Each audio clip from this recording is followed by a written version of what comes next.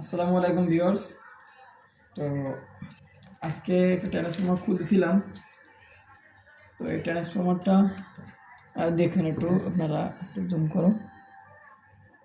এই যে আপনাদের জুয়েল ইলেকট্রনিক্স যে বলে, যেভাবে কটন টেপ দিয়ে যদি পেঁচানো হয় তাহলে সমস্যা হয় পরবর্তীতে। দেখুন, এটা কাস্টমার এটা ট্রান্সফর্মার নিয়ে আসছে, এটা আমি খুলতেছিলাম।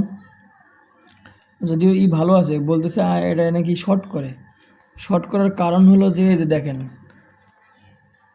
এখানে কিন্তু স্পার্ক করে, এখানে স্পার্ক করে, যে বডির সাথে এটা লাগছে, হয়তো এর আগের পাক, কারণ এখানে ঢুকে গেছে, দেখা যাচ্ছে এর আগে যেটা খোলা হয়েছে এখান থেকে হয়তো বা দেখা গেছে এখানে একটা শর্ট পাওয়া গেছে যদিও।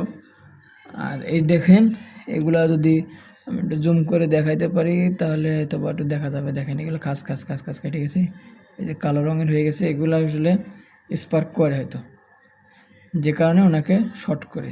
এগুলো না দেখা গেলেও এই যে এখানকারটা কিন্তু স্পষ্ট দেখা যাচ্ছে যে এখানে স্পার্ক হয়, মানে এখানে শর্ট হয়, এই বডি আর্থিং হয়, শর্ট কারেন্ট হয়। তারপর এটা নাকি ওনার ছিল, যদি এটা ইজি বাইকের চার্জার, এটা নাকি সাউন্ড বক্সের ভিতরে ছিল, মানে অ্যাম্পলিফায়ারে। তো ওনার কিন্তু মোবাইলও যাওয়ার সম্ভাবনা থাকে, কারণ এগুলো কারেন্ট হয়ে গেলে পুরো অ্যাম্পলিফায়ার কিন্তু কারেন্ট হয়ে যায়। যাই হোক, তো এই জন্য এগুলা যদি কটন টেপ পেঁচান তাহলে কটন টেপটা অবশ্যই ডাবল লেয়ার পেঁচাবেন।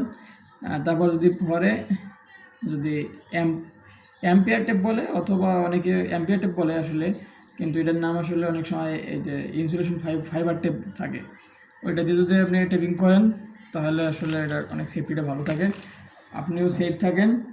যদি একটু দাম একটু বেশি পড়ে, তবে আপনার লং লাস্টিং হবে, সেফটি হবে।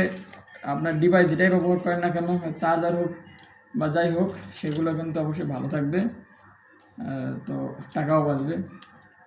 সব কিছু মিলিয়ে আপনার মাল আপনি ব্যবহার করবেন।